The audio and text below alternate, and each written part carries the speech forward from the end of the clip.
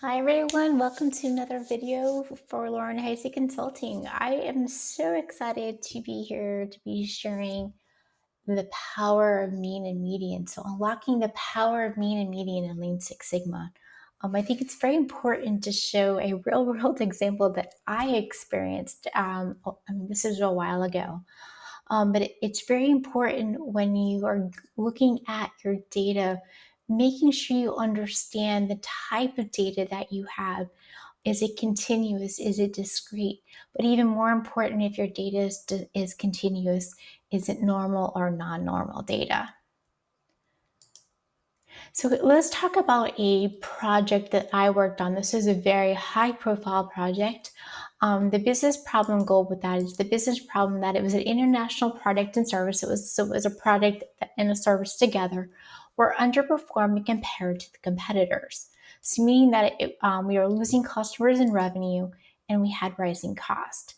So the business goal was for that primary metric was to reduce the product cycle time from 120 days to 65 days. So this was the cycle time to do some installation, and it was an international product. So mind you that even though it was 120 days, everyone was used to it. But when we started doing some benchmarking, we realized that we were underperforming against our competitors. We also had a secondary metric that we had to increase revenue by 20%. So we figured in order to get there, we had to reduce cycle time. So the project timelines in January, we did a project kicked off, and then we completed that define and measure phase. We started out going the right way, right? Using the DMAIC roadmap. But then in February, we completed analyze and part of improve with a Kaizen event. We brought everyone from 6 different countries all over the US together to do this Kaizen event. And we had out of that Kaizen event, it was an entire week. It was 5 full days. We did a lot of prep beforehand to just make sure we could get so we can be really impactful during those 5 days.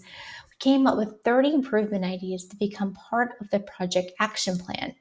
So March through October, we started implementing solutions like you would always do when in a Lean Six Sigma project. And we were always reading things out. But then come in October, the project came to this big halt because there wasn't a statistical change in the cycle time. So let's look at that. This is the product cycle time. You can see when we started in January, and you can see what was happening. I actually did it all the way to December, but you can see we even had a big spike in September. So the mean cycle time was not moving, even though we're implementing all these solutions. In 1 month, like I said, in September, increased. But we were seeing an increase in, but what was interesting, we were seeing an increase in throughput when we looked at each functional area. And then we did see an increase in revenue, which was driving us crazy, and the customer satisfaction. So we sat there and scratched our heads. We're like trying to figure out what was going on. Why wasn't the mean cycle time showing what we were seeing when we were doing some other analysis? So what we decided was in October, we had, when things came to the halt, because the executive leadership was very upset, we reviewed the data with 2 master black belt coaches. At this time, I was a senior black belt, and we discovered there are many outliers in the data from only 2 countries. Of course, we're sitting here. I had green belts running sub projects, so this was probably my biggest aha moment, learning moment in my whole Lean Six Sigma career, was that we gotta analyze that data, especially in define, and we have to figure out, is that data, even if it was continuous discrete, we did know that it was discrete because it was cycle time, and we were also looking at revenue. But we also realized with the outliers, maybe we're not running data right. So we ran a normality test of all the data, and the data was continuous, non-normal.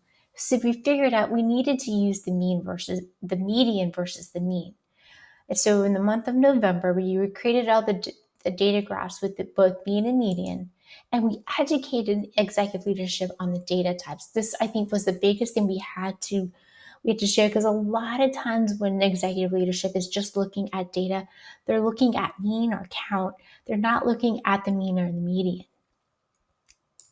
And if just a quick refresher, the mean data is average of the data, and the median is the middle of the data set. And then in December, executive leadership started asking the right questions when reviewing the data, because you know what? The project was a success. I think that was the biggest aha moment, like I said, in my whole continuous improvement career, was that you got to stop and take a look at the data. So hopefully by me sharing the story, you understand that you have to look at that data. Is it continuous? Is it discrete? If it's continuous, is it normal or non-normal? You got to really take a look at that, because that really determines the type of data test that you use, or statistical test that you use.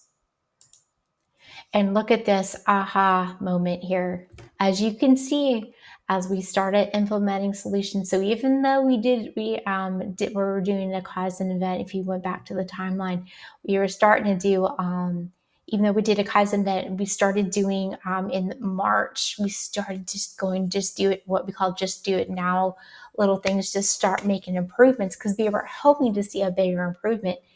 And as you can see here, if you look at the blue here, that's still the mean cycle time.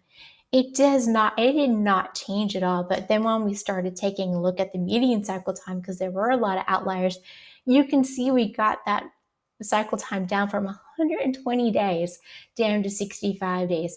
This painted a much better picture. So like I said, when you're looking at your data and graphing your data, the pictures do show things, but you got to make sure you're showing the right data.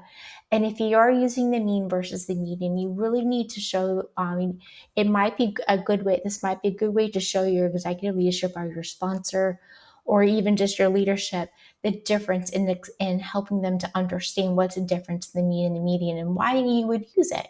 Because when we were just using the mean, like you said, there were so many outliers. So when we started and that means the data was non-normal. So when we started using the median cycle time, we saw success. And I think that was the biggest aha moment in my career. And hopefully, by me sharing this little story with you, you can see that using the right data will paint a better picture. I hope you enjoyed this little video. I just want to say thank you for always looking at my videos. If you like to learn more about mean and median, or how to go through Lean Six Sigma and how to apply this into your business or into your organization, or if you would like training, please contact me here. Thank you.